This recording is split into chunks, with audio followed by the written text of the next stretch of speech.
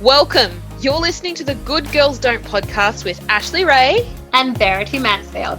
This is the podcast where we smash those rules that we've been taught to follow both as men and women and burn the damn rule book.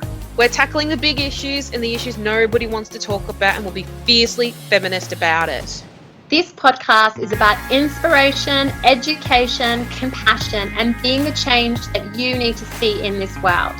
This podcast is for the trailblazers, the freedom fighters, and the soul igniters, and all the women just like you who are ready to break the good girl rules and be heard.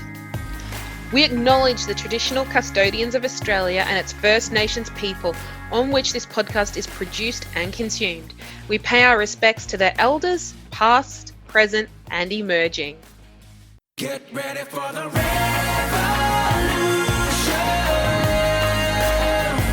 It's coming to you now. It's coming to you now.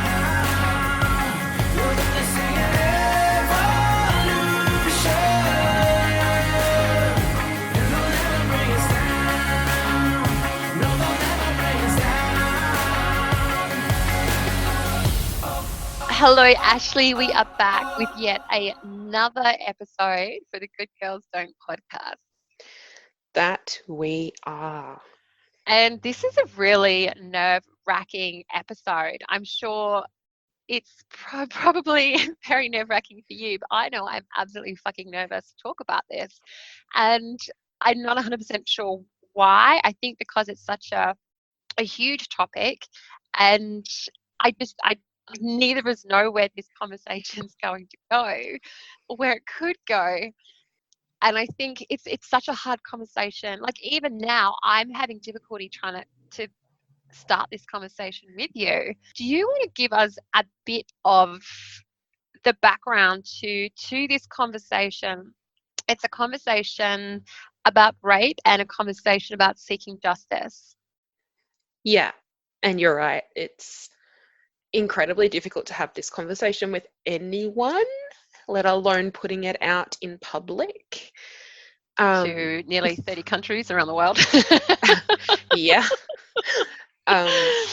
Extremely hard. So I wanted to start by giving some context to my own experience and what's been taking place in my life for the last few years. And this will help make sense for what we talk about further on in this episode. When I was 13, I was nearly 14, I met a young man who changed my life forever. He sexually assaulted me for 4 months on a very regular, like every second, third day kind of basis. And that includes rape. And I, like a lot of child victims, couldn't cope with it. I had some serious mental health repercussions as a result. And basically, I forgot about it for a number of years. The mind is an amazing place and does things like that. And I forgot about it until I had a complete mental health breakdown in 2013 when I was 22, I think I was. And I had, when I say complete mental health breakdown, I mean it was like everything like just poured out of me. I had flashbacks. I remembered what happened to me and I wasn't coping. It was too much. And that sort of began a process of symptom management, mental health management. And then in 2017, I was listening to a podcast on the way home from work. I'd had another anxiety attack. I couldn't make it into the office. And I came across a podcast on the train ride on the way home that was all about sexual assault. And it was done by the state police in my state. And they basically had put this out there to sort of help break the silence, the taboos and the myths around reporting sexual assault and the experiences of people who do. And I just bawled my eyes out all the way home. This is like a 45-minute train ride. And where I live, the police station is actually a couple of doors behind my house. So I thought I was walking home, and then all of a sudden I took a turn and I wound up at the police station and I had reported my experience. So that gives you a little bit of context for my, I suppose, experience a little bit. It's very, very high level introduction, I think, but that's kind of the context. Wow. And this is one of the things we're going to talk about as well. Like, you and I have known each other for quite a while. And, I remember when you first started this journey and had reported this, and I've had this incredible honor that I don't take lightly of having, been there for you, and probably in a very limited capacity. Like, Ashley and I live in different states, and also Ashley was very limited legally by what she was legally allowed to share. And so I've had this incredible honor of being able to witness this whole story, this whole journey unfold. And it has. There's times, where it's completely and utterly brought me down to my knees, and yet it's been really fascinating in a way that there's so much I didn't know until the case came to an end. And that's brought up a lot of stuff for you, which we'll get into. You're But it right. really, yeah, there's, I think one of the things, if we start from the beginning, I suppose, like, this is such a hard conversation to unravel. It is like, where do we begin with this conversation? So How we're do going you to bring this try. up? Yeah. Let's pour ourselves a cup of coffee. So let's start from the very beginning. Like, why did you not start this process at the time when it actually happened? Like, as a child at 13, and, understandably at 13, we have extremely limited resources. So why do you feel like it took so long for this process to start? It took a really long time because I was a child, first of all, and as a child, I think we forget how limited children are with their intellectual and emotional capabilities. It's Oh, really absolutely. easy for us to assume that they have the same bandwidth and capacity as an adult. Yeah, I know lots of adults who have very little emotional intelligence or ability to cope with such lesser things. So yeah, that totally makes sense. That how could a 13-year-old child who is only just hit puberty able to even understand such complex, and traumatic issues, or even be able to process it? Yeah, and that's what happened to me, is that I knew that what had taken place was illegal. I knew that it was against the law, but I didn't understand really what that meant. I sort of only knew what the words were, if that makes sense. Like, I only, at that point in my life, I'd never had an encounter with the police where I was a victim of anything or in trouble for anything. I'd Yeah. only ever sort of, when they come to schools and they show you what the car looks like and you get to hear the sirens and see the lights. I'd sort of only ever had that kind of an interaction with police before. And, at the time, 13, 14 years old, on top of, like put that issue aside, put the sexual assault and the rapes aside, you're physically going through a lot. Your body and mind and brain wiring is changing kind of at the same pace, I think, as an infant is. You're going through a huge growth spurt. And on top of that, like, you're also dealing with high school stuff. And that's a Yeah. huge change in people's lives. And for me personally, the time in my life that this happened, my family was going through a huge change. My mum had just been married for just under a year to her now husband. We had an infant in the house. She was 5 months pregnant when they got married. My sister was less than 12 months old when this took place. So there was a lot happening in my family around this. And this was like not even taking into account the culture of my family, which was just to kind of pretend it didn't happen, not talk about it, not think about it. We have other things to look at and focus on that are more immediate. Yeah, and you know what's really interesting is that that's not an uncommon story. That I know of other families where sexual abuse has happened with the children, or involving the children, and it is quite it is common for adults who we want to say should have done something, it's very common for them to shut down and to go into denial. It's not unheard of in any way, shape, or form.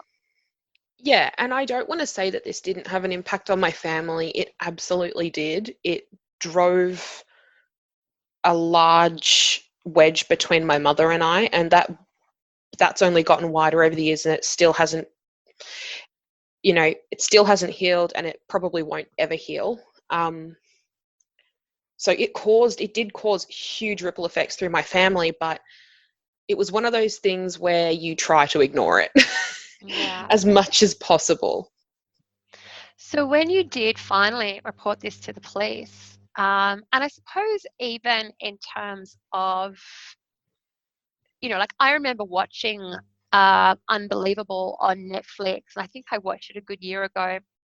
And if anyone has or hasn't seen it, it's a real life miniseries about a teen in America who reports a rape, and it kind of follows, I guess, the aftermath of that, like what she went through, the processes she went through, and it really is. There's a reason they called it Unbelievable, because the whole system, everything that happened was just literally unbelievable, and even the horrific insensitivity. Around the way that she was treated by the people who should have been fighting for her. And it just really does leave you totally understanding why the majority of rape cases do not get reported. Um, there's no, you can't not understand it. It's just, there's so many reasons, isn't that we don't, as females, report sexual assault or rape. We do fear that no one will believe us. Most of the time we don't even want to have to relive the experience or ever talk about it again, because it's so painful. The denial that sets in, it's not just people around, but even your own denial, that overwhelm of emotions, the shame. Like, so many of us can feel shame just because of the powerlessness. We don't want to have to admit that we can often just be so powerless in situations. And as well, that victim blaming that goes on is so horrific. And we all know about that stuff. We've all heard, you shouldn't have been drinking, your skirt was too short. We've all even had to put up with that kind of bullshit, that sexist bullshit, for so long. And it really does beg the question, why would anyone go through this process? And that's one of the key things that we, I'm saying we as if you and I are interviewing you. But this is, one of the things that we do need to talk about, Ashleigh. Like, why did you choose to go through this process? Like, what was it in you that went, I have to speak up? It's a really hard question to answer, because at the time I hadn't planned on reporting it that day. I hadn't even thought about the incident. When I had my mental health breakdown in 2013, I had a couple of flashbacks about what had happened, but it wasn't super clear and coherent, and it was only a couple of specific memories on repeat. So I hadn't really processed or understood or unraveled anything to do with this experience in my life at this point. And I remember that the rape and murder of Jill Meagher really affected me, which was, I think, 2012, or maybe, I think it was 2012. That really, really affected me. And it was around this time, I think, where we started to see a slight uptick in people beginning to talk about things like sexual assault and the victim's experience, like at the very, very beginning of that, and now it's much more common to hear survivor stories everywhere. But this was like really early on. In 2017, when I found myself at the police station, I had no idea what I was doing there. I found myself there. It was like an out-of-body experience, and I was at the counter and I just said, I need to report a sexual assault. It didn't even feel like it was me saying it. And the thing is, I had tried to report this particular incident twice before, and I'd been turned away and told, sorry, you're out of time. There's a statute of limitations. You had 8 years to report this. It's like over 10 since it happened. I'd been turned away, and I was really angry with our justice system and with the legal system for not allowing me to even make a report, not even to pursue it further than that point. And that anger was there for me. What also helps, I suppose, in driving this forward is that this is not the only experience of rape and sexual assault I've had in my life by any perpetrator. I've had multiple experiences by different people at different times, and I can't get justice for all of them. I can't. There are some where I've been able to. I've actually pursued charges before, and that person was found guilty, and I don't remember what happened to them. I know that they were given minimal sentencing. But I think it was also just that anger of, why does this keep happening? Why? Like, I'm not any more or less of anything compared to the other women that I know. How come, and this is going to sound probably really a little bit childish, but I really had this thing where I was like, how come it's happening to me and not to her? What's the difference there? Why am I being targeted? Why is this happening over and over again? Yeah. Um, And there are statistics that, especially for children that have been abused, like if you have experienced abuse in childhood, that for some, reason that they're there, it can increase the risk of abuse later in life due to a whole lot of different reasons. And I guess that the I don't want to say like the learned helplessness or the powerlessness that but they're other learned people, patterns. yeah, they pick up on, and they're able to seek out people that they can take that power over. Yeah, and absolutely. And there's one person out there who really did rape and assault me, and I will never be able to get justice for that, because when I did try to report it and try to give a statement, I was told very blankly, you don't remember enough, and you don't remember enough clearly enough for us to do anything with it. Yeah, and I think this is something really important. We've just been looking over a lot of facts and statistics around rape in Australia, and every single state and territory has completely different acts and like legal acts, legislation around it, which is just crazy. It's like if the country itself cannot agree on legislation, like no wonder we're all fucking confused about what we're meant to do with this. But it was interesting, we found an article from the ABC where Karen Willis, who's the executive officer at the Rape and Domestic Violence Services Australia, and she's quoted as saying, on one hand, we're saying people should come forward, and then on the other, we're putting massive barriers in their way. And she's absolutely correct. This needs to change. We make it Absolutely. so difficult. Society makes it so difficult for people to come forward, and not just come forward, but then to seek justice. And the statistics are different in every single state about cases that they can't prove, cases that get withdrawn, cases and they get withdrawn for a whole lot of reasons. And that's the cases that get withdrawn are not because of a lack of evidence. They're the unfounded ones. So withdrawn is that, the victim has withdrawn them for a reason themselves. And, what else were there? There's ones that actually go forward and, have legal action taken, ones where no legal action is taken. It's just absolutely crazy. And there's not enough legal accountability for people. The amount of women that report rape and actually get justice, it's too fucking low. It really is. I mean, it's jumping through a lot of hoops to get some semblance of justice. And it's a bit of a harrowing process. It's not easy to do. It's a really big undertaking. And for me, it put my life on hold for the last 3 years, like everything, not just my life, but also my partner's life. We haven't really, we didn't know when we would get to the end of this, if it would come. We didn't know what that would look like.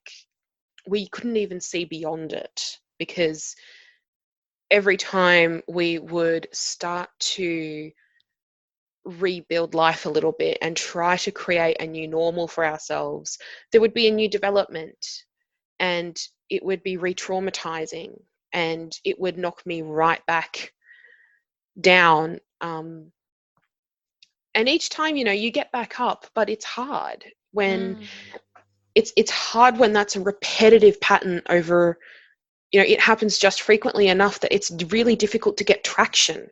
Yeah. And one of the barriers I faced through this was a financial barrier, because I was so impacted by the experiences that I've had. I couldn't maintain employment. I haven't been able to for a number of years. So I've been on benefits for a long time.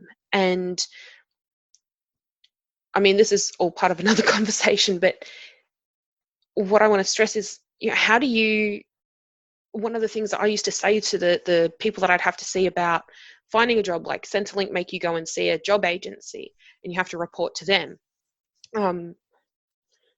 I wasn't disabled enough for Centrelink to put me on a disability pension. They said, no, you're fine, you can go to work. And I was like, well, I can't actually. And I also can't access the kind of healthcare that I need because I don't have the money to do so. So then I would have to go to this job agency and they'd be like, well, why aren't you applying for jobs? I was like, because I can't. How do I tell a new employer that I'm probably going to need a month off to attend court? I don't know when that's going to be. By the way, I'm not the one who's in trouble and being persecuted here. I'm the prosecution.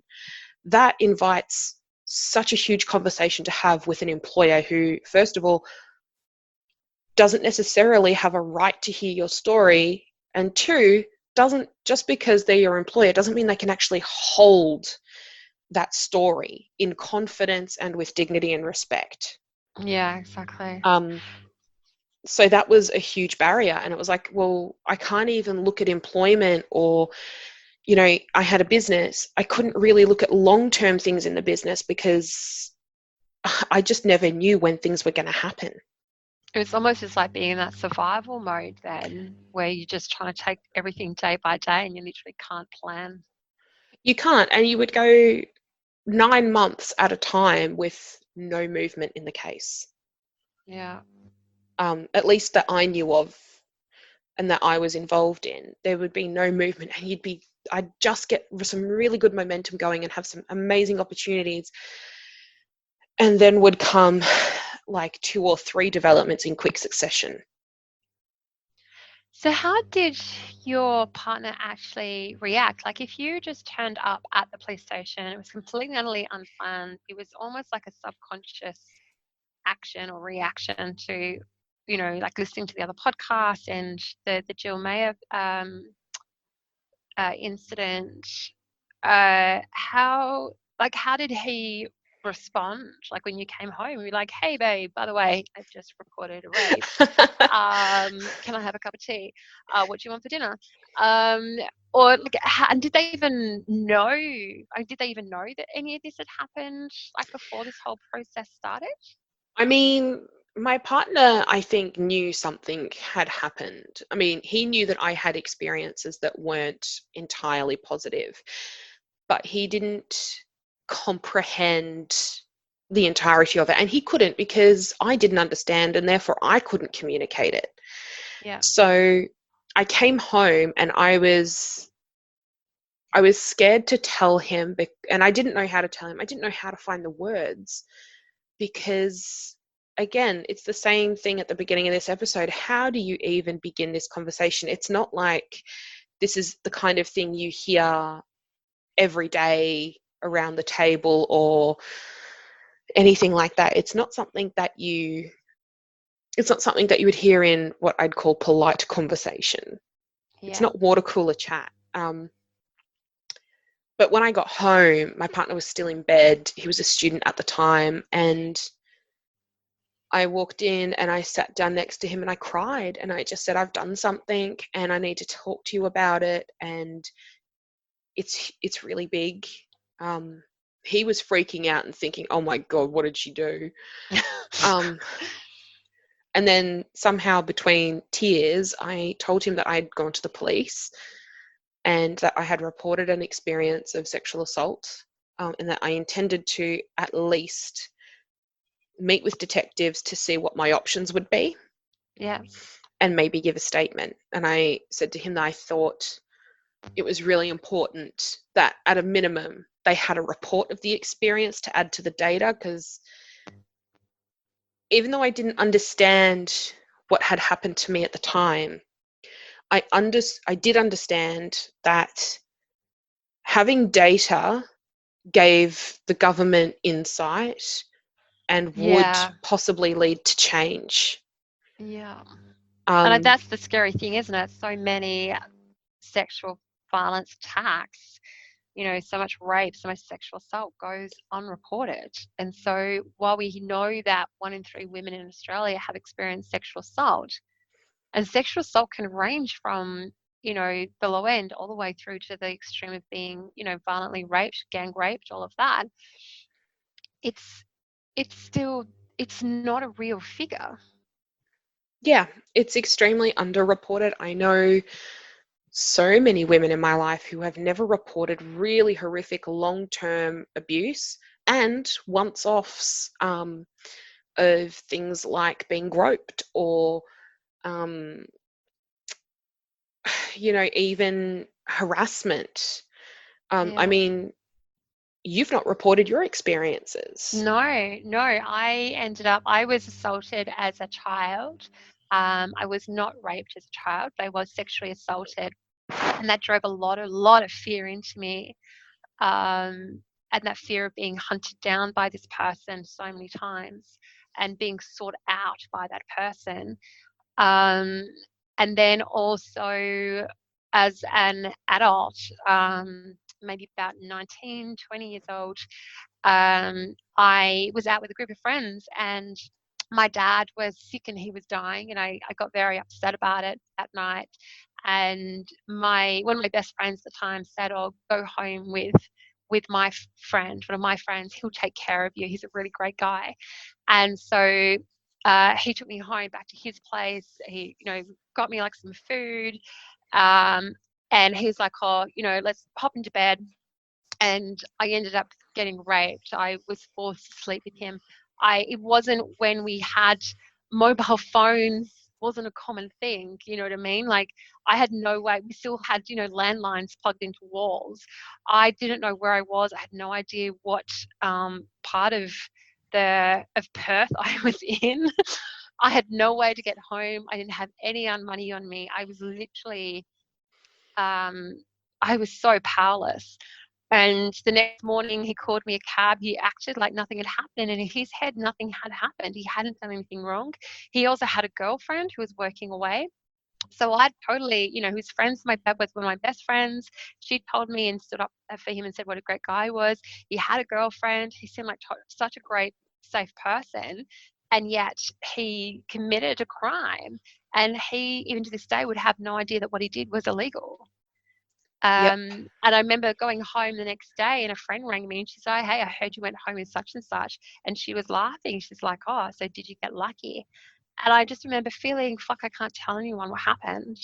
Um, and yeah, never have. I think this is actually probably the second time I've ever spoken about it. um, and I find this is why it's such a fascinating conversation, especially for Ashley and I, because I'm someone who has never reported a crime and Ashley did. And so I do find you to be this incredible, like your story means a lot for me, and your courage and your bravery that I see that you have that I still do not have in order to share that kind of information and to report to the police.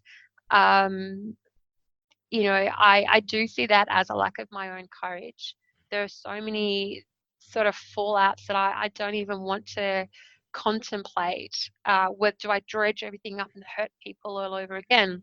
Like, there's so many things that go through your head. And so I really do have such honor for your courage, for your bravery, for your resilience.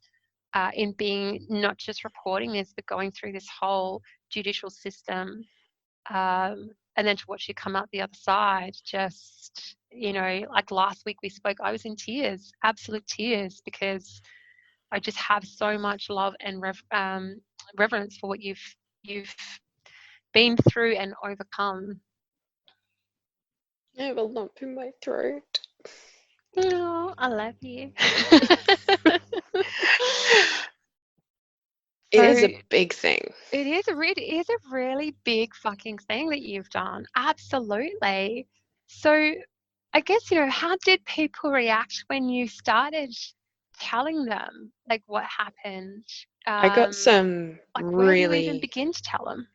I had some really interesting reactions. So, first of all, there were people in my family who were involved in this case, who provided statements.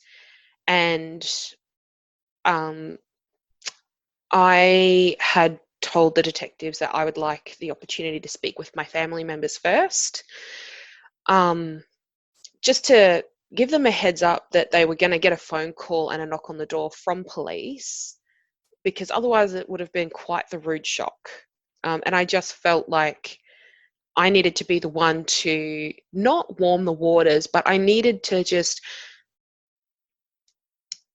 talk to them about it. And even then, I was told from the beginning that anyone who knew anything about what had happened, I was not to discuss that with them, because legally, it would, the defense.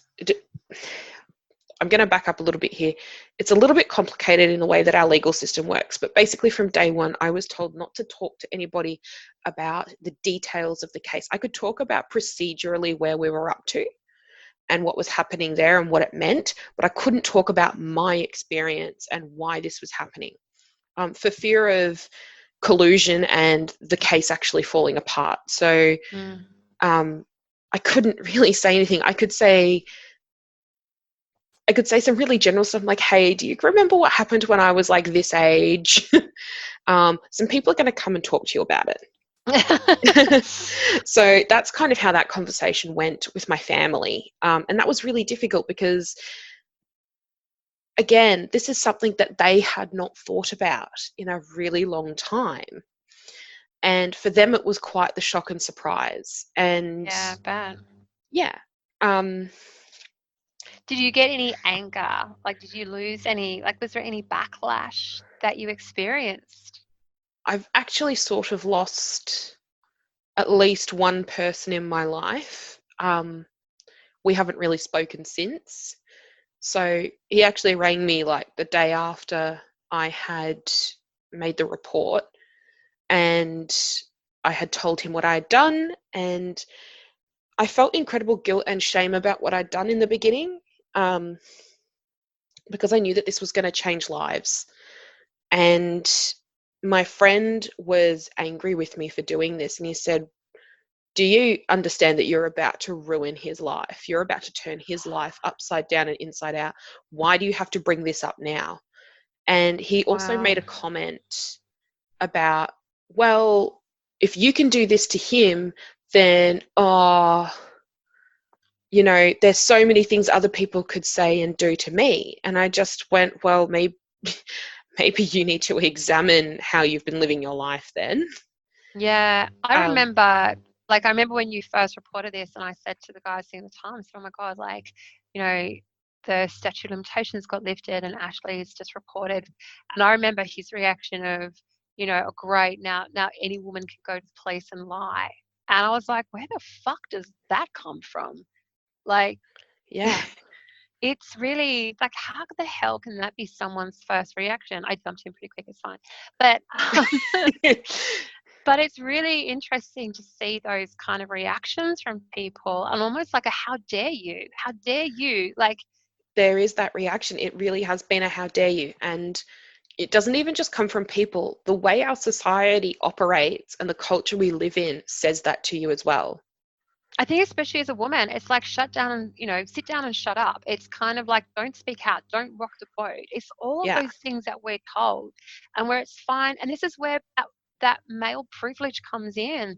We teach boys from a very young age to be boisterous and to be go-getters and to do what they want. And if they behave badly, it gets laughed at. It's like, oh, there he goes again. Oh, boys will be boys.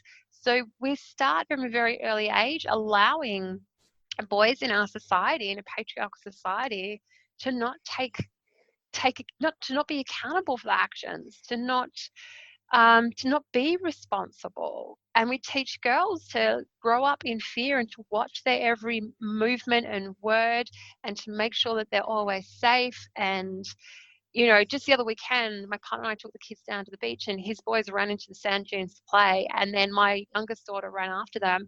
And I just went, I don't want her there. I said, she needs to come back. And he was like, why? They're off having fun running around. And it was really interesting. He had nothing in his mind. There's no point in my partner's mind did he even contemplate that his boys could get into trouble. In the back of my mind, I'm like, what if there's someone out there that behind those dunes we can't see and they hurt my child? And it was really interesting how he's raised his boys and how I've raised my girls. We're both divorced and repartnered. He's got 2 boys, I've got 2 girls, and it's very, very interesting that I see these things in just our immediate or in my immediate situation, how differently we raise boys and the messaging around that, and how differently we raise girls and the messaging around that. And we teach girls to be fearful. We teach them situational awareness, and we don't teach that to boys whatsoever. We teach them to be bold. We teach them to get out there. We teach them to compete. We teach them that girls are prizes. Yeah. And it's really, there was a fascinating TED talk by this other woman. I think she's from Culture Reframed, and she says that she interviewed a whole lot of rapists and in prison, and she said to one guy, how did you get away with it? How did you groom these children? And his reply was, I didn't need to. Society does it for me. Yeah, it does. And I mean, that message is reinforced when you read magazines like Dolly or Girlfriend, and every page is slathered with an impossible body shape and skin Or how to be good in color. bed, how to give great head. It's just like, are you fucking serious? Yeah, and so I faced not just a bit of backlash from the people around me, and to be honest, people had private reactions that I'm aware of. So I know that my partner's friend, his ex-girlfriend, had a really strong reaction. She was, I think, almost traumatized because for her it brought up her own experiences. But she did that privately. And other people didn't know how to respond, didn't know what was appropriate, because this is not something that you're taught at school. Like, you're taught how to behave at a funeral, you're taught how to behave at a birthday party, or how to behave in different social situations. You're not taught how to hold a conversation about violence and Yeah, what we it don't is. discuss it at all. In fact, we encourage the opposite. We encourage that we sit boys in front of violent video games. Yeah, And, it's almost the complete opposite. We encourage them to be violent. And I think it's something society really needs to look at. yeah. And so there is that backlash. And to be honest, I haven't had the conversation with all of my family. There are parts of my family that I have not spoken about this to at all, and that I've only given really basic information to, the same way that I've broadcast it to everyone. So what I found really helpful, I thought it was really important to talk about this as it was happening. So on my personal Facebook feed, I would occasionally put up a status about where things were at, which is what I did last week. And then suddenly I'd realize that, oh shit, I haven't actually talked to that person about this over the last 3 years. But it's interesting to see how many people have never, for an experience that happens to so many women, it's interesting how many of us don't know what's happened to us, don't understand it, and how quickly we want to tear each other down about it. Do you think that's because society as a whole sweeps it under the carpet? And therefore, it's like we teach girls to sweep under their own rape under the carpet. It's like, just don't bother talking about it. Like, no one's going to listen. No one wants to know about it. And you're not even allowed a space. Patriarchy is everywhere, and it uses women as its own sadistic sexual plaything. Yeah. That's kind of how I view it, is that that's what it does to us from birth, and it doesn't want us to be anything other than its private sex doll. Yeah. Which sounds pretty horrible and graphic, but it's true. Like, yeah. even we're watching, it's really interesting watching movies. Like, I tend to be quite careful about what my girls watch in my house, but it's really interesting going over to my partner's house, and we were watching like those XXX movies, and I was like, oh my God, every girl is just a prize for Vin Diesel or whatever his name is. Like, and you watch 007 movies, which are even more hilariously sexist. I They're sent very you a openly fair few sexist. messages about that one. Like, we have all of these movies where women are objects. They're there for the sexual gratification of these men, and that's it. That's the limit of their role. Or if there is a woman who's a badass, she has to be sexy in order to be able to even qualify to hang out with the guys. It's like, unless you've got like big tits and you're hot, then we don't want you on the screen. You have to be sexually desirable for society to accept you, and you fall outside of that, you dare to do something different, well, then you're isolated and cut off from society. They don't want to know you or be involved in your life, is kind of the messaging that I have found. So was there anyone else besides that one guy that you mentioned that even did try to talk you out of the whole process, or like, look, you should just drop the case? Like, what are you doing? My partner's attitude in the beginning was a lot like that. Yeah. For quite a few months, and to be honest, as much as it angers me that was the attitude, I can understand it, because just like me, he was soaked in patriarchy from day one.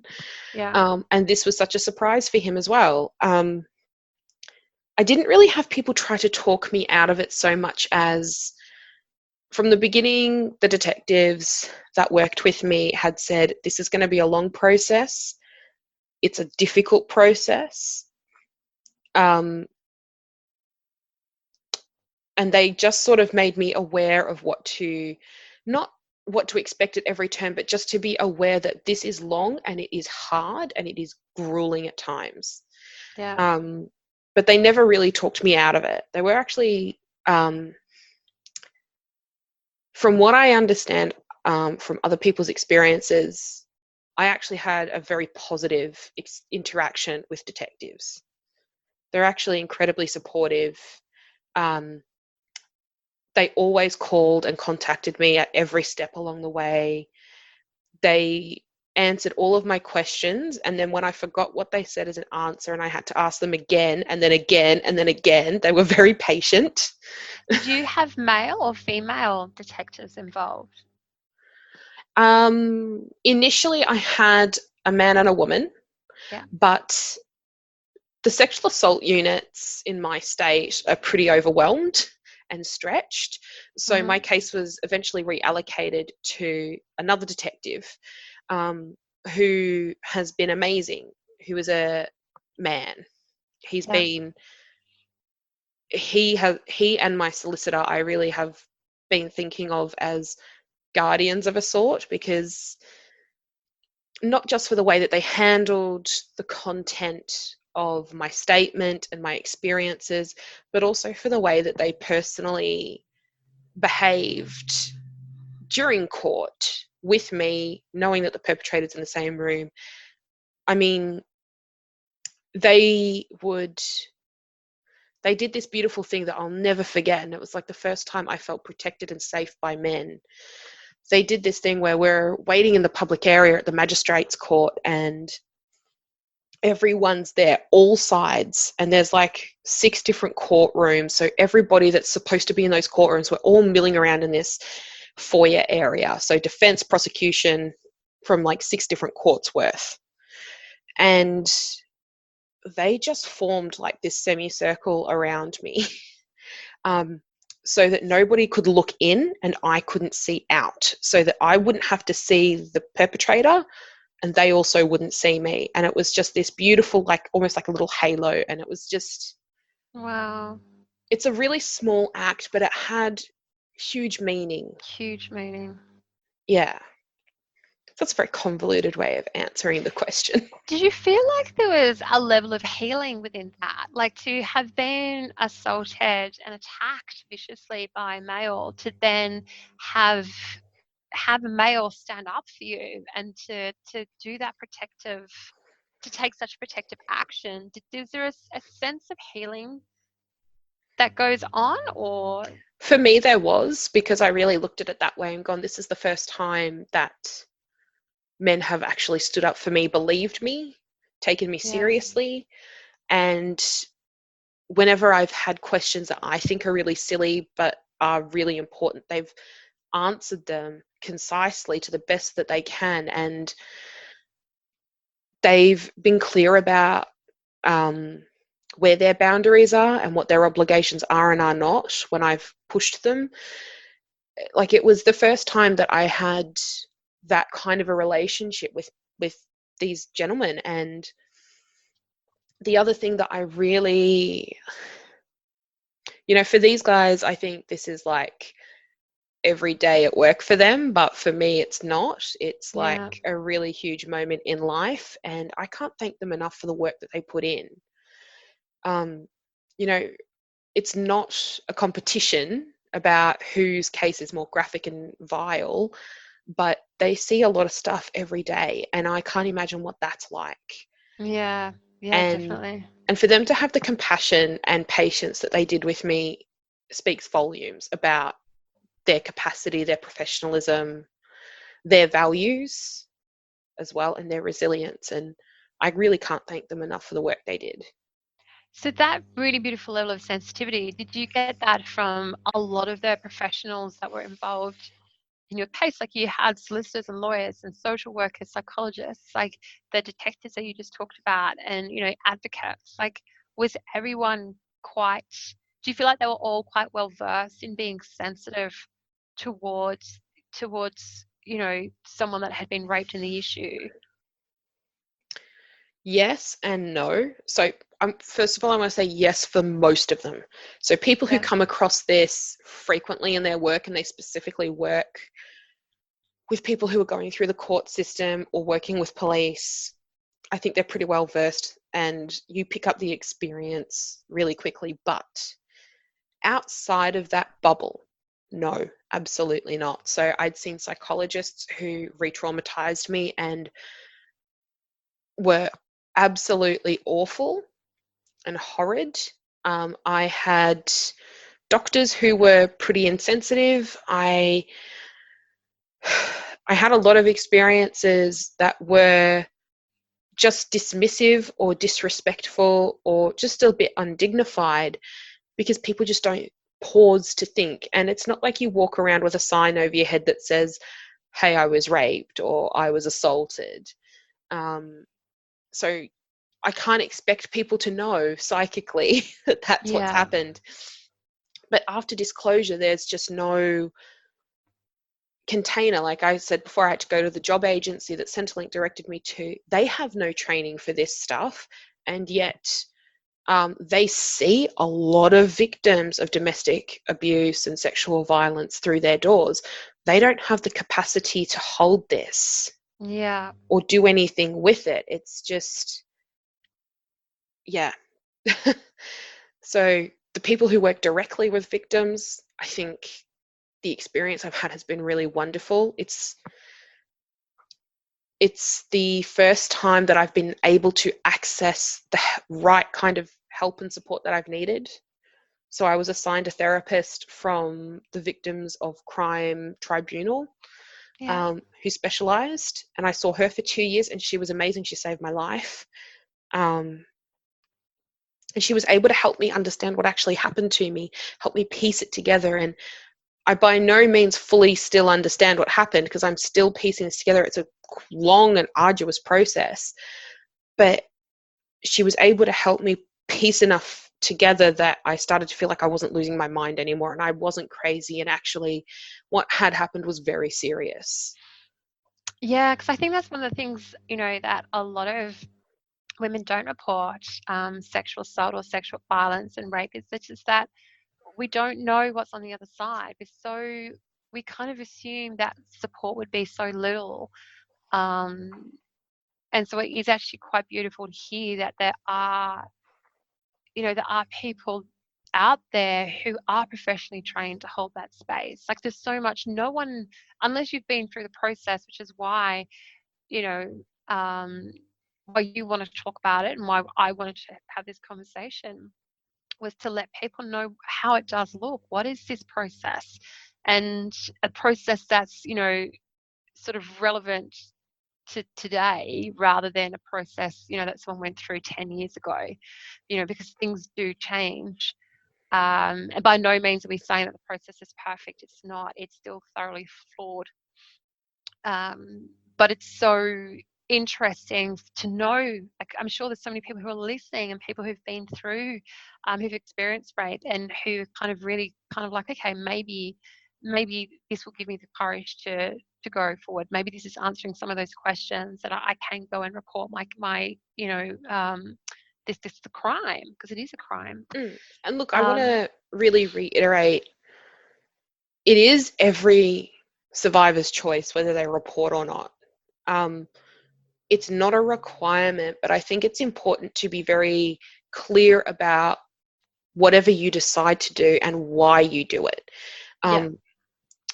Because this is one of those things, at least for me, that I think you don't want to go through the rest of your life having regret about.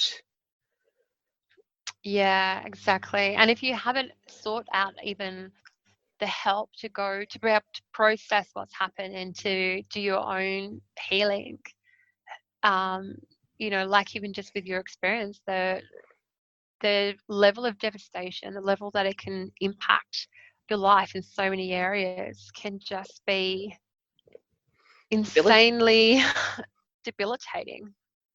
Yeah, and for me, the only way that I could get help, because I had sought help before but never been given the help or support, the only way I could get it was by having this report taken, and taken very seriously.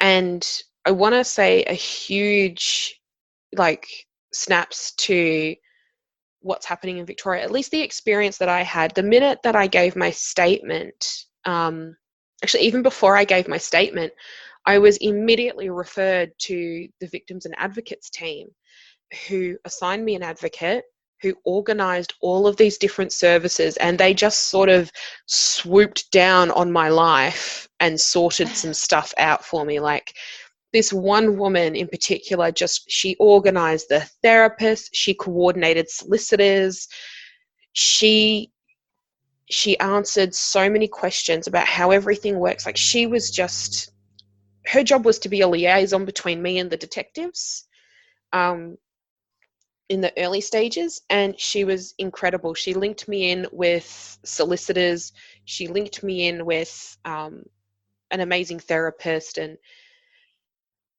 the volume of work that this woman has to deal with, and the fact that she's so patient, so kind, and unquestioningly, and this is a big thing, police have to have some detachment when you give your statement, because they don't know all of the elements of your story until they do an investigation. And even then, police are only interested in what they can prosecute. Yeah. They're interested in what gives them the greatest chance of success in court, should it ever get to that point. Whereas the advocate is unquestioningly on your side. And that's a huge relief. I can't tell you. And so needed. I cried not all that long ago when I had another conversation with her, and it was just amazing to have that feeling of, oh, someone believes me and they're not even questioning anything. They're asking a couple of questions here and there to clarify what I meant. But they weren't saying things in a way like, did it really happen? Yeah, yeah. And you need that, don't you? Like the police have got their job to do. So it's so beautiful that there is, an agency in place where they can be that 100% cheerleader. Mhm. So Mhm. were there any other obstacles that you came across? Like, did you at any point feel like withdrawing your case? I had a couple of dark nights where I was really like, you're praying to whatever God is listening, your heart is broken, you're howling at the moon. I had a couple of nights like that where I wished it would all go away and just be done with, but I never seriously considered withdrawing it. I wanted to see this through as far to the end as I could. Yeah. Um, but no, I never really faced that, but I'm aware that other people really do have some serious barriers, especially if you're in a small town. Um, Yeah. and When then there's everyone kind of knows your business. exactly, or there's cultural barriers. And I think the biggest barriers that I faced was social attitudes by people who found out what was going on and weren't happy with it. Yeah.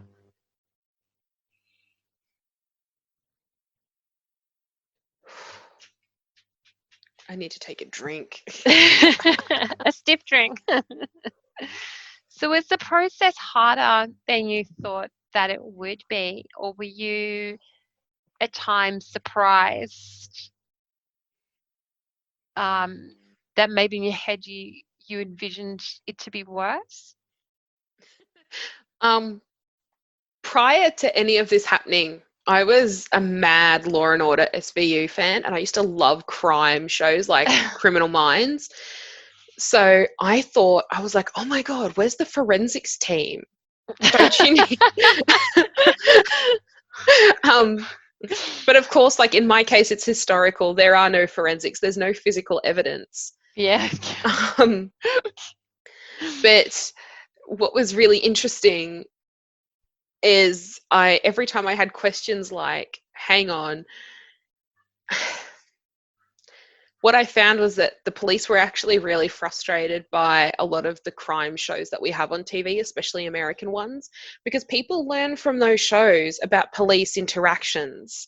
And they're Yeah. really frustrated because they're two different systems. The American system is very different to what we have in Australia. Um, and that was really interesting that I came up against, where it was like, hang on, I've got these questions. Is this going to happen to me? Is that what's going to happen? And they were like, no, that's New York in the 80s. In the 80s. um, I could tell they found it amusing, but they were also very frustrated by it. Yeah. So there's a lack of public education there, but And I think that's the thing, isn't it? yeah. There's just a fucking lack of education. Like, none of us know what the process looks like. And when we have so much fear of something, we're so much less likely to go down that role. And there probably should, with the level of sexual abuse and the level of sexual assault, the level of rape in the country and domestic violence in the country, if one woman a week is dying from domestic violence in Australia, we probably should have some kind of high school program, um, not just learning about maths and science and English, but about, whether it's involved in the health education part of it, of talking about domestic violence, of talking about rape, and what the process is. And Ash and I have spoken about this. We want to do a whole different podcast about this. But it's not about just educating women, it's also about educating the boys, the teenage boys, and for them to have situational awareness, for them to be careful so they do not end up making stupid decisions, like the experience I had with a guy, where I experienced rape as date rape, and yet he would have no idea of what he's done, because there are so many ways that young men can end up being classified as sex offenders for life, and that comes with a whole lot of consequences as well. Yeah. There's this really conversation that every single school should have a responsibility for as part of sex education, as health education, mental health education, whatever. But just about, making ourselves aware and educating, boys and girls, young men, young women, about rape, about, the legal process, because it's just too fucking common. It's such a Yeah. problem in our society, and no one is being educated. We're Yeah. not. No one's being educated, and then we sit back and we go, "Oh, I don't know why this is happening," because no one's educating about it. Yeah, and that was a huge, I mean, we've had many a rant privately about this over the years, but that Just was, one or 500. yeah. And that was a huge point for me, was I was like, how is this happening? How is this, the pain, and not just like the physical pain, but the emotional distraughtness. It's not even a word, but whatever. Well, it's soul destroying shit. It's full Yeah. on trauma, and thank God they lifted the statute of limitations, because trauma doesn't have an end date.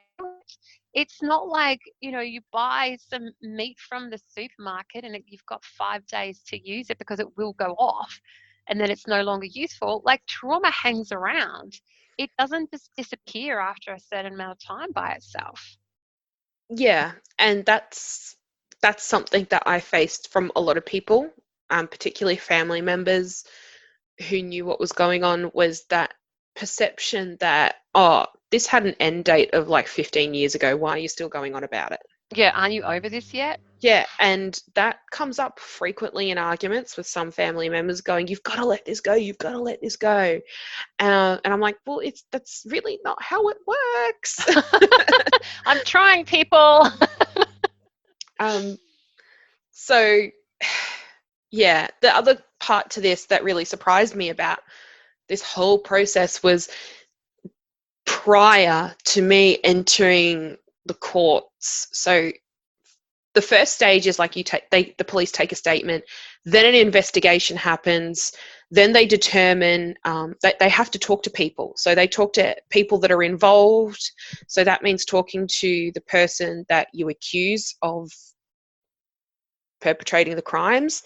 They talk to them. They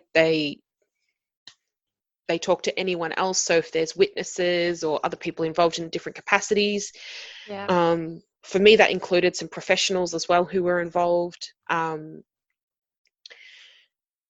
Then they determine what charges can be laid, and then they make an arrest.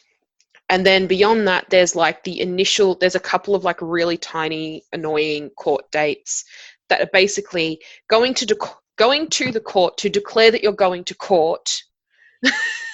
If that makes sense. You have to go to court to declare you're going to court. And then there's a whole bunch of like filing hearings where it's just paperwork, making sure everyone's got the right copies of everything. Yeah.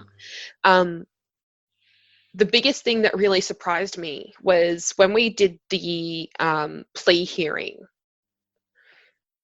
I went to the county court and I was thinking back on the whole process, and I went, there are so many different ways that this could have played out. We could be in trial, right? We could be in trial later this year or next year. We could have, if I'd pushed for it, if it had gone ever so slightly the other way.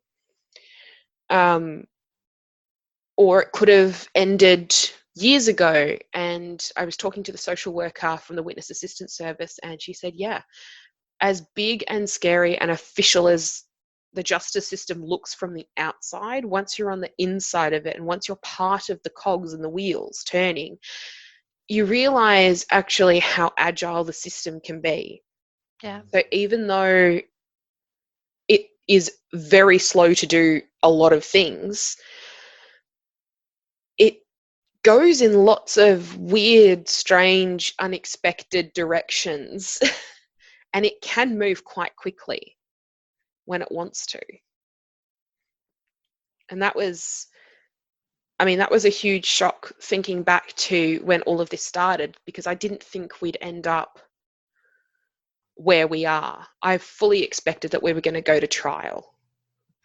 And there was a point, and I don't know if you're prepared to talk about this or not, but there was a point where you had to reassess the charges that you'd brought forward. Yeah, so this was hard. The I know, police, yeah, because I yeah, know it's hard, but I think it's such an important thing if you're willing to talk about it, because I think it's a reality that a lot of women would have to face and not realize. yeah. So there's two parts to this. The first is that one of these hearings, one of these boring, annoying magistrate level hearings that my solicitors had to attend, the magistrate actually directed both parties to attempt mediation, to attempt to come to an agreement. Now, And that's to prevent it from going onto a trial, isn't it? yeah, so basically the courts want to prevent you from going to trial where possible, simply because it's a huge expense to the state for that to go ahead. It's a much longer process. It ties up resources like judges and all of that are needed for maybe bigger trials, so to speak. And also it puts the victim through enormous trauma all over again to go to a trial. So it's just a big hullabaloo. So if they can avoid that, they really want to. So they direct you to attempt plea negotiation. And that means that you have to compromise. You've got to attempt that kind of thing. And for me, in my case, the Crown, or the Office of Public Prosecutions, determined that there were 17 things they were going to charge this person with. And there was an initial offer that was absolutely humiliating and laughable, and I was enraged by. And keeping in mind, I still couldn't tell anyone at this point what was going on. All I could say is that we had to go through the plea negotiation process. There was no guarantee of an outcome with that process, but I couldn't tell my partner the details of this. I also couldn't tell friends or family. I could only sort of say, this is where we're at and I'm fucking mad about it. So even though both experiences happened to you and, you know, you actually literally had to negotiate which charges that both parties would agree on and which charges that they wanted you to say to drop. Like, no, you can't hold me accountable for that act, and no, you can't hold me accountable for that act. Mm-hmm. Which That's is what it was. that is so heartbreaking, because while it's like, look, we'll validate that this stuff happened to you, but even though we know that other stuff happened, we're going to sanction you and silence you on that stuff in order to move the case quicker, cause you less trauma, that gets our client a lesser sentence or a lesser punishment. Yeah. And it's almost like you have to negotiate your own integrity. That's And that what it is felt like. just that I have no words. I can't even imagine how that must feel.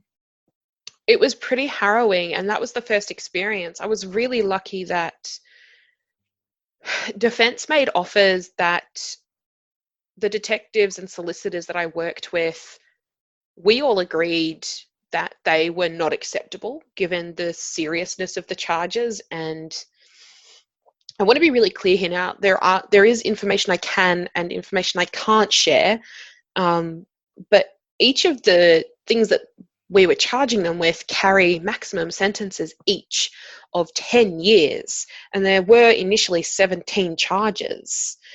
So that's quite the hefty sentence to be taken at the maximum penalty. And once we got to the committal hearing, which was in January 2020, we had reached something of an agreement, a sort of agreement, but not quite. It was, sorry, I lie, I've gotten that around the wrong way. Things were still up in the air. There was no agreement in place, and it was quite a confusing morning. We were constantly in the courtroom, out of the courtroom, in the courtroom, in the courtroom. I had other family members there who were called as witnesses. My partner was there to support me. Again, we're all in this foyer area where prosecution and defense from 6 other courtrooms, we're all mingling in the same space. There's no privacy, really. Yeah.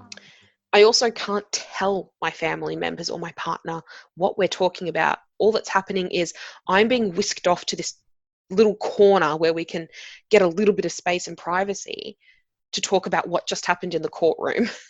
And then I have to go sit back down with my family and my partner. And I can't tell them what's going on. And it gets to a point where defense say that they're willing to agree to things, but we have to sort out the issue of my age at the time of offending. And the problem with this is that when this all took place in my life, is it coincided with a birthday. So when this person entered my life, I was 13. And offending did start when I was 13. But the very serious offending happened after I turned 14. So what we ended up agreeing to was we dropped one charge completely because it was, this is a really horrible way of looking at it, and I don't like doing this because it can feel like you're being minimized and your experience is minimized. But one of the clearest memories I have and that I gave to the police was completely dropped. They just said, look, in the scheme of everything that's happened in your case, this is something we can afford to compromise on because the sentence and penalty it carries is minimal compared to the other stuff. So it's kind of like letting go of the small stuff in order to go after the big stuff. And I was really pissed off about that because for me, as the survivor, I'm like, are you saying that that didn't happen? Are you saying that this doesn't matter? Yeah. Because I remember this vividly. Yeah. And it's almost like you've got to play the game, isn't it, in order to yeah, get an outcome. you do. And we ended up coming to an agreement where now there are, this is a little bit hard for me to explain because I'm not fully versed in the differences and subtleties here, but there are now, I think, 4 charges out of 17, but one is a representative charge. So one, it's kind of like saying, we charge you with this, but we know you've done that more times, if that makes sense. Yeah. So, and then there's another one that's a rolled up charge, which I believe is very similar to the representative charge.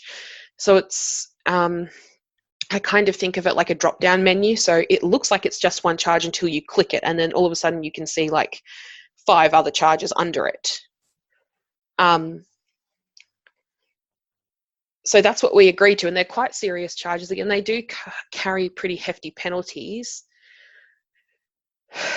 It's not a pleasant experience to negotiate the charges because it's, your story gets distorted along the whole way. I mean, from what we started out with my statement, even my statement doesn't cover the full scope of what took place. My statement really only includes the clearest memories, the most vivid memories that I have. And all the time, new ones do arise randomly because, yay, minds are wonderful, beautiful places that do strange things. So it doesn't really cover the full scope of the experience.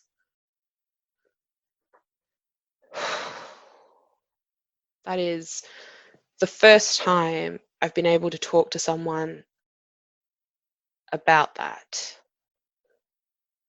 I've not been able to say what that's been like, and that's been one of the hardest things about this whole process, is not being able to tell, not being able to talk to someone. And I can understand the concern about collusion and contaminating the case. I can understand that. And, you know, you can talk to a therapist, but there's no It's there's not the no same as being able to confide in like a friend or yeah, and even watching my partner try to understand what's going on and knowing that I can't tell him because collusion. I feel like this is yeah. like American politics, but um, watching that has been really hard, and just knowing, not even being able to say when I could tell them or how, and even then knowing, even publicly when I talk about it, like right now, there are limits on what I can say. Yeah. It's like the word hard or difficult doesn't quite cover it. Yeah, no, I bet. It's such a difficult conversation. I think this is the reason, that we're talking about it. When we talk about Good Girls, don't podcast, this is kind of the epitome of what it's about. It's talking about the hard shit. It's talking about the stuff we're not encouraged to talk about, the stuff no one talks about, the stuff that's hard. It's so hard to talk about this stuff. It really is. And it's when you enter into this, you have to learn a whole new language. You enter a whole new world because you're confronted with professionals that maybe you've never had dealings with before. So maybe you've never been to therapy before. Maybe you've Yeah. never dealt with a lawyer or police before. Yeah, exactly. Luckily for me, I had dealt with therapists before, but I was terrified of the police. I was terrified of saying the wrong thing. I was frightened of things happening like what you see in Criminal Minds or Law and Order, where the police don't believe you and they say really mean things. Those fears never really got realized though, which is a really good thing. Doesn't mean you're not terrified though. And what was it like, to see the offender again? Like, we legally can't say his name, so we have to keep to the legal term of the offender. We don't mean to sound clinical, but there's just some things that we do need to be careful about. But what was it like to finally see that person again after all this time? And, I can't even imagine that level of bravery and courage. Um,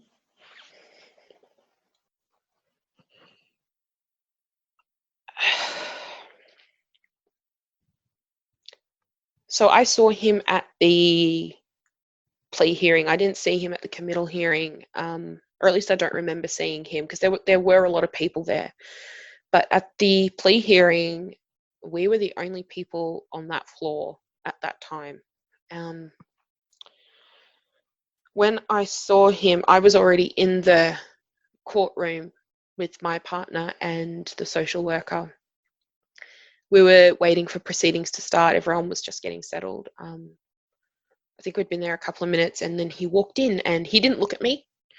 All I saw was his back as he walked through the courtroom to the dock. So in the county court, the accused is always placed in the dock, where charges are read out against them and they're asked, how do they plead?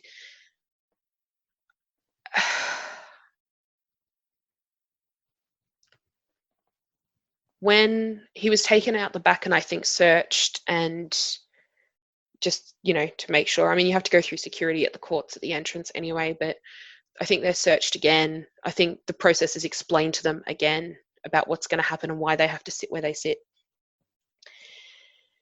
He sat there and he didn't look at me, but I looked at him, and I didn't think I'd be able to. But there was part of me that was curious to know how did he seem after all this time? There's that, I think we do that thing as people where we're like, I can tell how someone's life's turned out just by looking at them and reading their body language because I've done Psych 101. And watch Criminal Minds. Exactly. So I did look at him a lot, and it was fascinating because I can sort of look at it in two different ways at the moment, because there's part of me that had this really visceral reaction of wanting to stand up and scream at them and say, you did this to me, you hurt me. And there was this other part that was like, oh, you're not as scary as I thought you'd be. Like, where are the horns and The devil tail. the warts? And yeah, where's the stuff that makes you look like a monster? And that is when it really hit me. You know, I've said this a lot, and survivors do say this a lot. Perpetrators don't look like monsters. They look like everyday people. And they are everyday people. they are everyday people, absolutely. And it just sort of hit me how ordinary he looked, how unremarkable, how there's no, how Just normal, ordinary. just ordinary. And it sort of healed me a little bit to see that in a way. What shocked me more than anything wasn't actually seeing him. It was the fact that his wife also attended that hearing, and she was 6 months pregnant. And that really not frightened me, but it was an unexpected shock. Because through this process, I had all these things come up around worrying about him, which is really an interesting psychology in and of itself. I'd really worried about, what's this going to do to his family? Does he even have a family? What if he has children? Oh my God. What are they all going to say? What if they're at the court? And, you know, it doesn't matter how many times you say, or you can tell someone it's not your job to worry about that, you still think about it. You still think about it because you wonder, oh my God, what's this done to their marriage? Because the wife, if there is one, didn't deserve this. What if he's reoffended? What if, all of the what ifs go through your head over and over and over again. And I wasn't allowed to know anything about him or his life until the plea hearing. And that's where I learned a lot about how life turned out for him, and the contrast between our lives is significant. Yeah. I found out that he is a successful business owner. He employs quite a few people in his community. He has a child with one on the way, and my life is almost a complete contrast to that. So I've been living in poverty for like the last few years and really struggled with my mental health. And that was,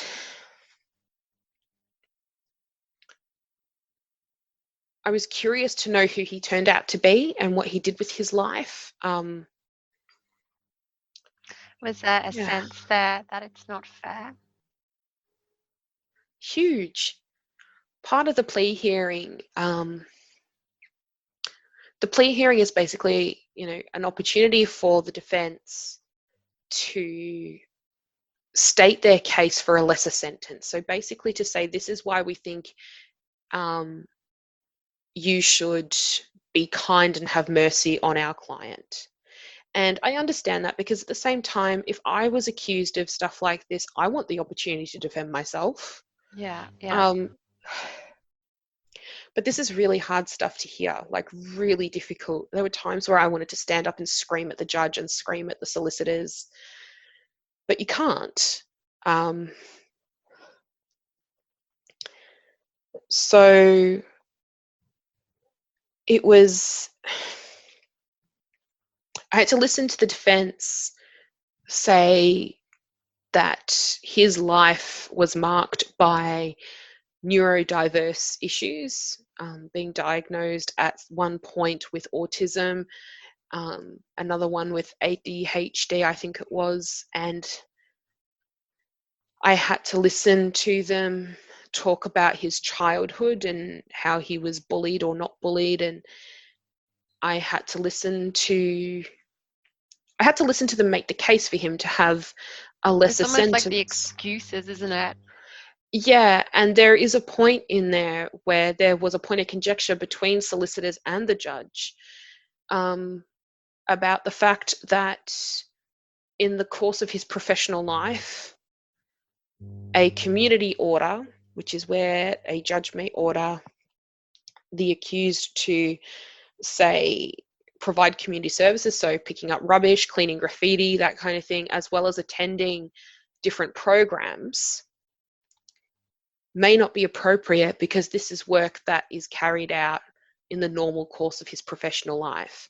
And it was kind of brought up in summary, and this is not the way that it was accurately phrased in the room, but they had basically said that he's completely rehabilitated, he's never reoffended, and he's such a good guy. He employs this many people. He already does this kind of work. What more do you want from him? He's such a good So bloke. patriarchal.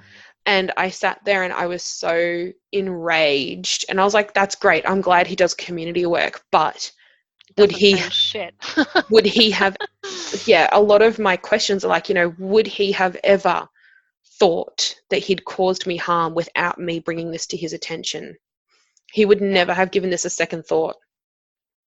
And he's only sorry now because he's caught. And I learned a lot of things that day, and I realized that I'm not going to get justice. And it sort of really cemented for me what justice is for me, and that I'm probably not going to get it through this system. But the one thing the system did afford me was public accountability, Yeah. because a lot of the information is made public. Not all, but a lot. I think as well as that feeling like if you've had to carry this for so long and if so many years later you're still dealing with this, then do you know what? You can too. Like you need to face up to this too. And you know what? After so many years, yeah, you can have this pulled back into your life because you are the one that committed it. So why should it be swept under the carpet for them? Why should they be allowed to just forget and reset their lives when you Yeah. can't? And that's been one of my biggest contentions and reasons for continuing with this process, is because I said, well, I didn't ask for this to happen, but it didn't. It's my responsibility to do what I can to make my life easier and better and to do the healing work, which is something we talk about a lot on this podcast. And even though I'm absolutely not the same person I was as 13-year-old. God, no, I hope not. Otherwise, I'd still be really into Nikki Webster. But, it's an experience that changed fundamentally who I am and the course of my life. And there's been no accountability for it. And even though it's not just the public accountability that this has done, it's also really disrupted the culture in my family. I think it's disrupted a few things within my family. It's stopped a cycle of not reporting. My family has quite a strong history, like a lot of women, of sexual abuse that is intergenerational. And this is kind of the first time anyone in my family, as far back as I can go, has first of all had the legal right to hold anyone accountable, and then secondly done that. Yeah. So that's a really, really big thing in my family. And It's huge. yeah, it's massive. And you were able to as well give a victim impact statement. What was it like finally, after all of these years, be able to stand up in front of this person and speak out, like literally in front of the man who violated you?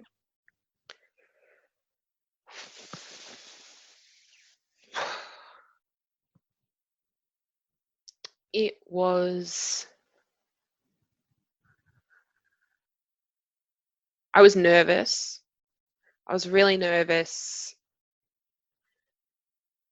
There weren't a lot of people in the courtroom, so normally a hearing like this is open to the public, but because this took place right in the middle of COVID restrictions, only the minimum number of people were allowed in the room.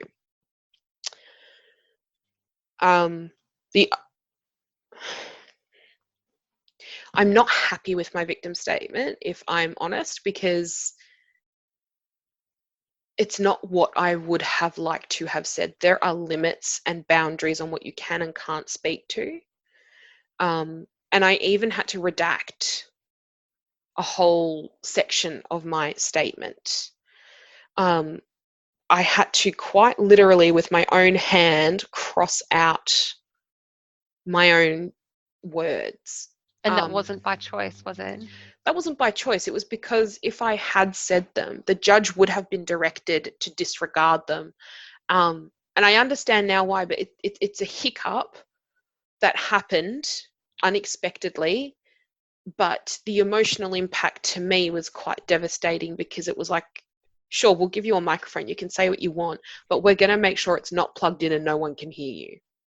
Yeah, we're going to ultimately control it, and you will still be silenced after all of this work. Yeah, and there was one sentence in there that I'm really glad that I was able to say, and I did look at him when I said this, but it was, I wish that I could have been more articulate and said different things, but there are limits on what you can't say, and you can only speak to the scope of the physical events that took place. I couldn't speak to I couldn't talk about the impact that this had had on my romantic life with my partner, and it has had a huge impact. Yeah, how can it not? I would assume that any type of sexual assault or violence against a woman is, like, I would just assume that would be a natural consequence for almost all women, that it would impact their sexuality, their sexual health, their ability to, how they view their own sexuality, and their ability to be present during sex, to be enjoy sex, to engaged, have to enjoy sex. it, that it's something pleasurable and not something that's linked back to something so horrific and violating. Yeah, and I wasn't allowed to speak to that effect. I also wasn't allowed to talk about the impact that it's had on my partner, who has lived with me and nursed me through this whole experience. I wasn't allowed to say that it's traumatized him. Yeah. And there were parts in this where I was told that I couldn't speak about certain things for fear of police turning up on other people's doorsteps and arresting them. Yeah. So it's quite complicated, but I didn't say all of the things I wished I could have said, but to stand up in the court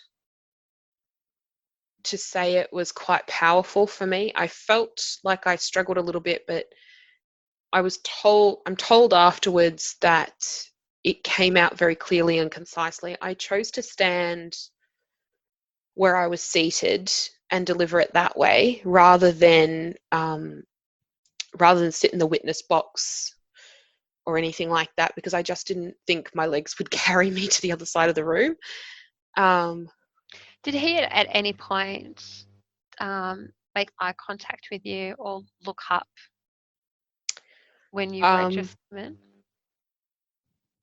To be honest, I looked at him for like this one line, and the rest of the time, you and I both know how terrible my eyesight is. It's true. It is true. It's pretty bad. And the rest of the time, I was just like, I have to stay focused on what's on the paper, because I had tears while I was saying some of these words. And, I was articulating, it was a chance for me to actually say, this is how you hurt me, and this is what it resulted in. And a lot of the stuff that I said, even though I'm not happy with the wording and all of that, these are things I've not publicly been able to address before. I was able to speak to the fact that as a result of his actions, I was homeless at 17, halfway through my last year of high school, and I didn't have a home. I'd never spoken about that before. And it's it's exhausting. I know that he did see, I looked up once and I know that he was looking at me. I know that his wife looked at me a couple of times. Once she gave me a pretty dirty look. And I have immense empathy for her, You do. because I have heard you talk about her, and it's always the beauty you have inside of you to have so much empathy towards other people. And that's, you know, that's the complexity of these cases, isn't it? It's not black and white. It's not like one person's evil and the other person's pure, whole, and good, or that you can go around and label people. There's so many, or even the emotions within the case, so many different complex emotions going on. And it's been so beautiful to watch you have integrity and to watch you have empathy and compassion for him and his family. And that has just floored me as well. it's one of those things where I think, I don't know, I saw her in the courtroom, she's pregnant. Because of the COVID restrictions, no one else is really allowed in the room. And I just saw her there by herself, and I couldn't imagine the stress that she was under as, you know, being pregnant as well. And just being placed in this situation that she didn't ask for. She's also a victim of this in a different way, but still a victim of this because she didn't ask for it. She didn't go looking for this. Yeah. And I'm sure when they met, he didn't disclose any of this. Yeah, as far as I know. And the same can be said of his children. They didn't ask for this, and yet their lives are going to be forever impacted by it. And that's something we'll talk about in another episode. But there's serious repercussions for people, not just me, because of his actions. So this is also a really, really difficult thing to wrestle with, is the concept of justice, because we can talk about it at a surface level, being like, yep, if you rape someone, you should definitely go to jail for life or for a set number of years. But we have to seriously consider whether that's effective. And I don't think it's an effective way of dealing with the issue of rape. It's not a deterrent to say you go to jail. It's not a deterrent to put people on community order. We need a better way of dealing with these things. Yeah, absolutely. Do you feel in some way that you have gotten what you want out of this process? Like, do you feel that there is some sense of justice that like that you hope that you're what you're feeling now is what you were hoping for? I don't know what I was hoping for, because it's such a strange thing to go through. And again, we're taught, I think, a lot what emotions are appropriate for what events take place in your life. Like, you get married, you should be happy and in love. That kind of thing. But there's no, again, because this is something we don't talk about and we don't educate people on, I had no idea, and I still don't really understand all the things that I'm feeling about it. I feel both supported and let down by the system at the same time, because I know that the punishment is going to be minimal. Again, going back to what we said earlier, He's a great guy, right? He employs people. He's such a great guy, and the judge needed to assess whether a community order would even be appropriate. So I've always been told from the first that sentencing was probably going to be very light, because it's because it's a historical case from a long time ago. It's not present. They don't have physical evidence to draw upon. It wasn't like he also stabbed me at the same time. There's a lot of different reasons. So I have been preparing for that this whole time. I've been preparing for a minimal sentence. And I knew that. And I think that's also why I insisted on seeing this through the whole way. And something to add in here is that I really had to fight for the right to be physically present to deliver my impact statement. I also had to really push to have someone from my personal life present with me when I did that in the plea hearing. Because of COVID restrictions, the courts weren't open to the public. It was just minimal staff required. So the judge's assistant, the judge, and then there's like a court clerk. My solicitors had to attend via video link, which was a bit, I really didn't like that. And his solicitors made a special application to the court to be physically present, and they were allowed to be physically present. His wife was there. I don't know that they had to make any special kind of request for her to be there, but I had to push the social worker and my solicitor to get an answer on whether my partner could be there, and then they had to ask the court's permission. And that happened the day before we were due in the room. And I'd been encouraged the entire time for like the last 3 years to deliver my impact statement via video link, so a program again similar to Skype, rather than be in the room. They really encouraged me to do that, and I said, no, I'm going to be there and I'm going to be physically present. And I even had to make a request to the judge in the weeks prior to the date to say that I wanted to be physically present. I wanted to personally be there because it was important for me to physically see him and for him to physically see me read out my statement and to hear the charges read. Like, I know it's a really hard thing to sort of wrap your head around, but there is something really not comforting, but like confirming to hear, even if it's a distorted version of your truth, to hear that reiterated in such an official manner and in a space that at least normally would be open to the public. There's something incredibly healing about that. Yeah, to hold someone accountable, just to say to someone that you did this and it wasn't right. Just to be able to use our voice and speak our voice is so powerful. And especially, I think, after it's been suppressed for so long. Yeah. And the kind of justice that I realize I actually want to have, it's not something that's required in order for me to heal, but it would be beneficial to have, is not something I'm going to get through the legal system. And I have to seek possibly other means of that or look at letting that go. Yeah. So, what do you feel if there's something that you could change in our legal system, in the justice system, in regards to helping women get legal action or a sense of justice for sexual violence? What would you like to see change? We need a whole new system completely. It needs to be gutted, or a whole new system designed, because we need one that is focused on the needs of women, because women are predominantly the victims and the men are predominantly the perpetrators. There's no argument about that statistic. It's a fact and it's true.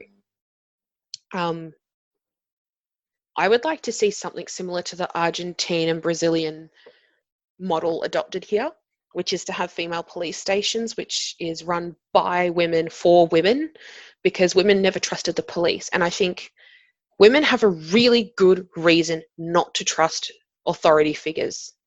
And that's been ingrained in us for generations. But we've also, we're just reading before this, I think it was in the eastern states, either New South Wales Police or Victorian Police, that there is massive issues within the police forces of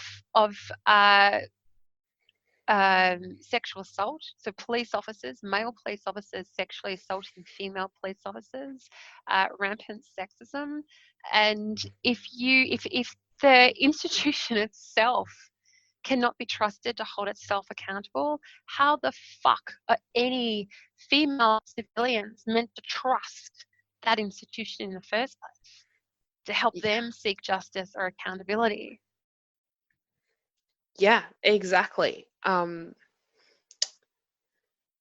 What I really want to see is a service like that instituted everywhere, and I want it to be holistic. I want it to be something that takes into account the financial resources of a victim, because there are a lot of us who fall through the cracks and can't provide for ourselves and end up homeless, or on the verge of, or in really deep poverty. So we have to have we have to have a really strong social safety net for vulnerable people. Like it extends beyond victims, but specific to victims, there needs to be financial aid available to them.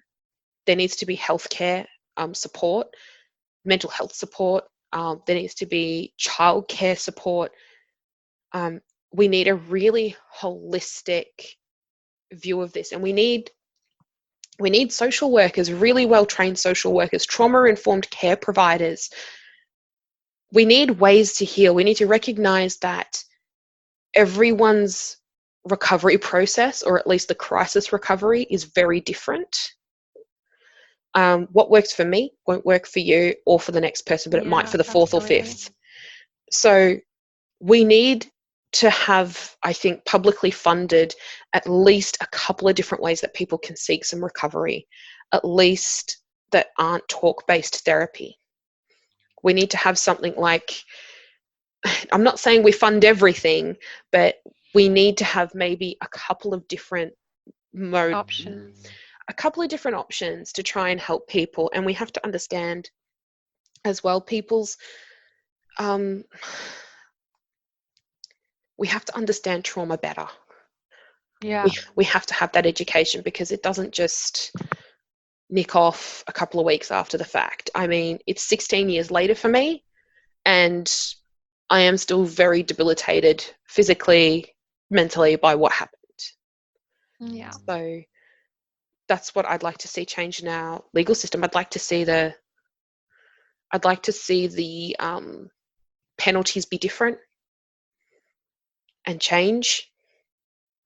I don't believe that jail is appropriate for this offending that took place in my case. For some it may be, but I don't think jail is a good place to throw people. It's a really violent place. We have a lot of studies now from other nations that suggest that affording people basic human dignity and respect goes a long way towards rehabilitation. Yeah. And when you take that away, that's when people become like animals and they get really violent. And that's how you get... And yeah, you hear a lot of people will go into jail for one reason and come out with another. Yeah, you go to jail to learn how to become a criminal. Yeah, yeah. And people that come out with drug habits that never had drug habits before, because apparently it's quite easy to get a hold of drugs in prison. And some people have they've told me personally it's easier to get a hold of drugs in prison than it is outside, which sounds crazy. Yeah. And what about outside the legal system? Like in terms of, your social network and your community, in terms of your family and friends, what has been the biggest issues that have come up? I know that, you put up a post the other day um, on Facebook about the concept of courage and bravery, or even, I've noticed over in our conversation today, like I've used the word victim a lot and you've used the word survivor. I use the word survivor. I don't know why. There's not really a particular reason. It's a lot more empowering. Well, yeah, it is. It absolutely is. The concept, when I put a post up the other day to thank people for their support, and to let people know what had taken place in court that week, I got hundreds of responses from people. And this post went on my personal page and in a couple of groups where I've received enormous support from people. And the one response in every single post, bar like every comment, except for like literally I think 5 out of hundreds of comments, every single one of them basically said, "You're so strong, you're so courageous, you're so brave." And the reason like I sort of wanted to address this is because I feel strength and courage are sort of forced upon you in this instance in one way. You have to draw on those qualities to get through this process. But I'm not particularly more or less strong or brave than someone else is. The other component to this is it's almost the equivalent of the whole thoughts and prayers that happens whenever there's a school shooting in America, when everyone just does a social media post that says thoughts and prayers with this school or with this community, and there's no action, there's no follow through, there's no follow up. And that's what enrages me, because this is such a epidemic within our country and across the world in different ways and in different contexts. But it is an epidemic. Yeah, there's no action. Saying that I'm strong and courageous is one thing, but one of the reasons I really kept going with this was because I wanted other women to see that this was possible. I wanted people to say, I can get justice. I can hold someone accountable. I can do this. I can do difficult things. Positive experiences are possible. And whenever I see you're so strong, you're so brave, I get really mad, because it's like, that's great. What are you going to do with this? Like, are you going to see a therapist? Like, not everyone has to go through the legal system, but what about addressing your own stuff? What about going to the therapy that you know you need to get?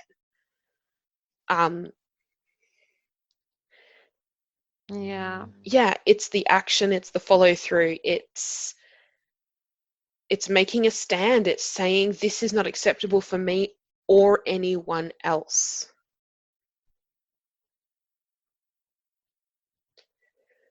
Yeah. I've been holding on to that one for a long time.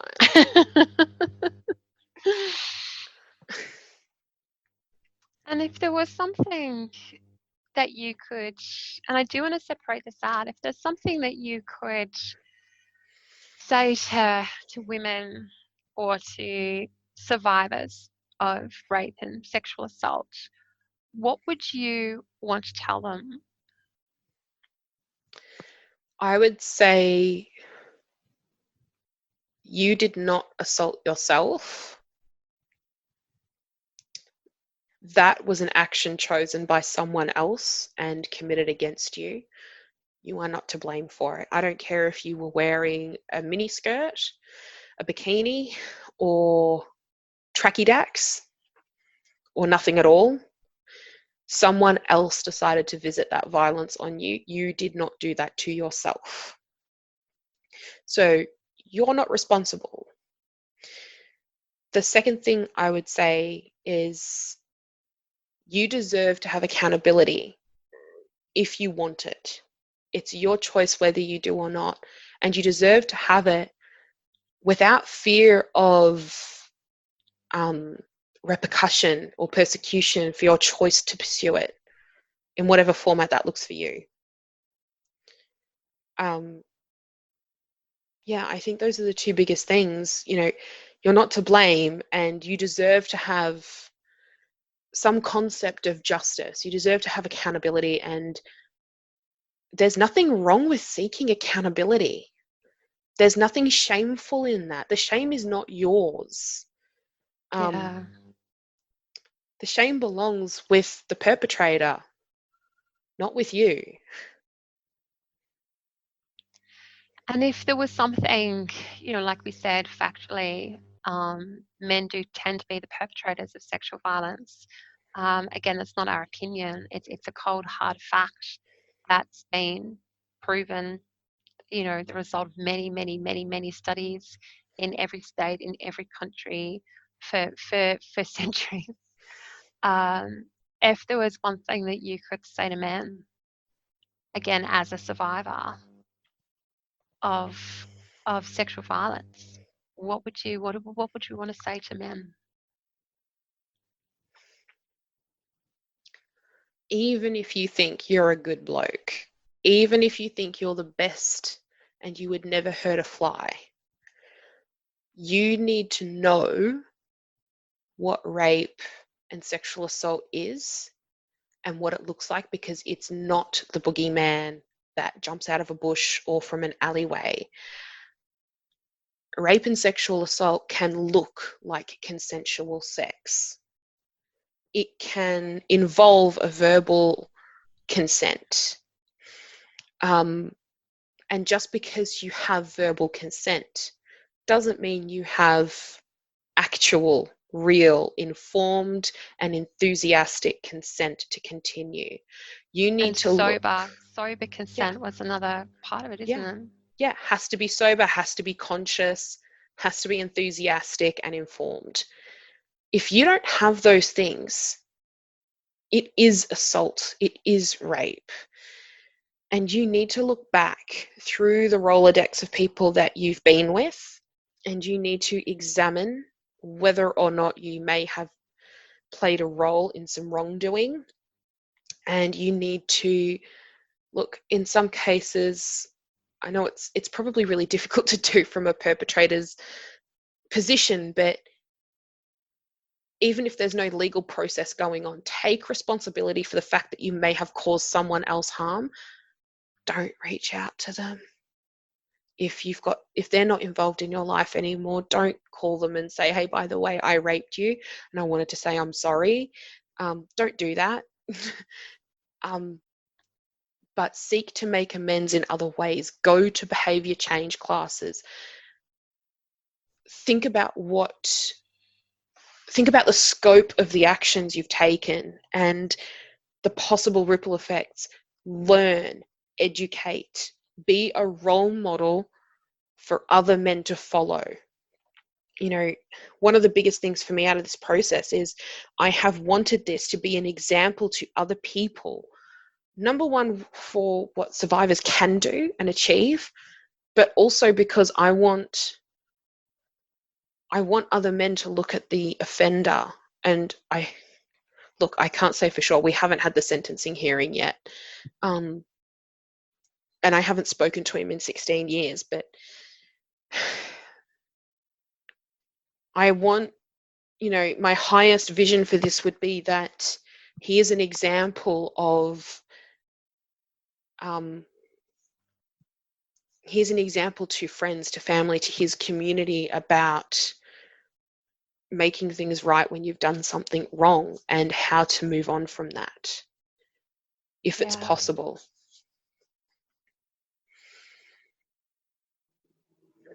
And it's something, there's so many, even in Australia, it's quite often referred to as a woman's issue.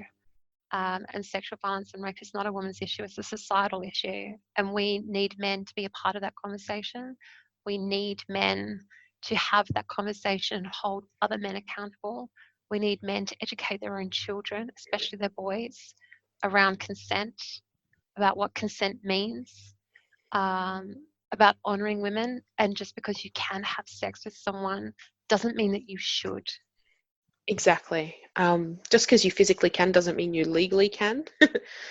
Just because you get a verbal consent doesn't mean it's legal consent. And just because you think they're over 18 doesn't mean that they're over 18 either. Exactly.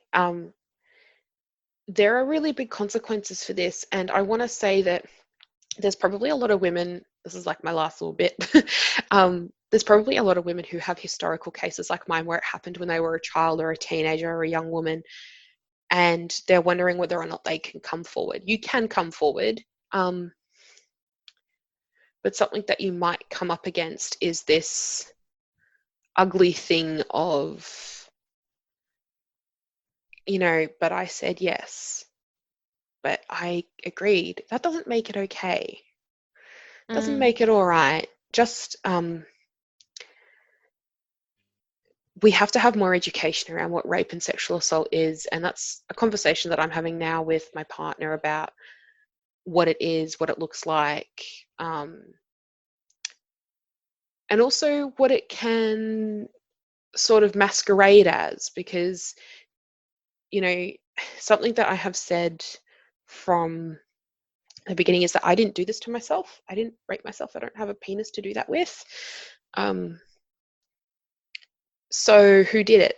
And I'm going to go on a little bit of a rant here, but for the people who say not all men, it isn't all men, but it is just about always men who commit these acts. And it's not just one man going around doing all of the raping and all of the assaulting and all of the horrible things. It's not just one really horrible, awful, evil man. They're our sons, they're our uncles, our brothers. Our brothers. our partners that we might not know about, or that they might not even consider that they've done this to. I've kind of forgotten exactly where I was going with this, but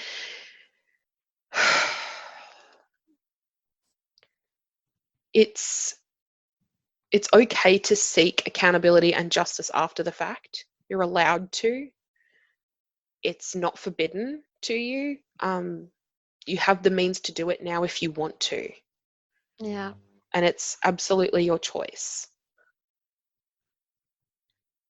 Absolutely. And I just want to add something as well in terms of consent. You know, there are women who will say yes to sex and say yes out of peer pressure, say yes out of being manipulated, say yes out of being intimidated, say yes out of fear. That is still not consent. No, if you have to twist someone's mind, If you have to beg them, if you have to ask them twice, if you have to manipulate, it's not consent. And that's a lot of what took place in my case as well, which is how verbal consent was given, and that is taken into account with sentencing and with the plea hearing, which is saddening, because it doesn't take into account coercion. But even if coercion is a factor, you still have the right to seek accountability after the fact. I know that detectives are working on cases that are close to 50 years old. It doesn't mean that anyone will be hauled up before a judge, because obviously cases go lots of different ways. People's lives change. Some may not be alive anymore. But if it's important for you to get this kind of accountability, it does exist. You can get it. I'm very much aware that I am a white female and carry a certain level of privilege with this that other people from different groups may not experience and have other barriers to justice. And I'm looking more and more into that and how we can change that statistic and change that culture as well, because regardless of your skin color or what background you hail from, you deserve to have accountability, you deserve to have justice, you deserve whatever it is that you need, and that's important to you in recovery, and you deserve it. There's just no question about that to me. Absolutely. Well, thank you so much, Ashleigh, honestly, for having this conversation and for using your experience to help other people and to be willing to share your story in order to educate when there is so much education about this lacking.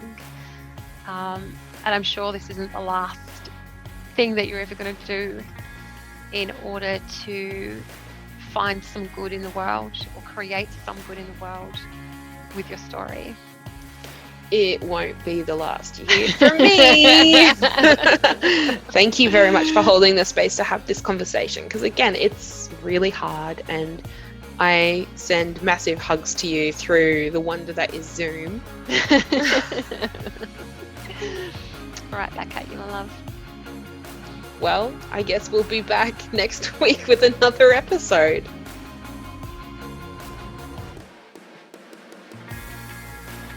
Hey, if you want to continue this conversation, head over to our Facebook page and be part of the revolution.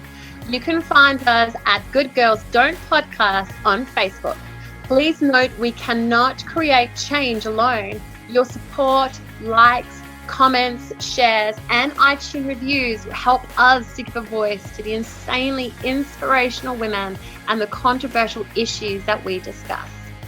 If you'd like to be a part of our podcast, or if you have an issue that you have a burning desire for us to bring into the light, please contact us. With fierceness, Ashleigh and Verity.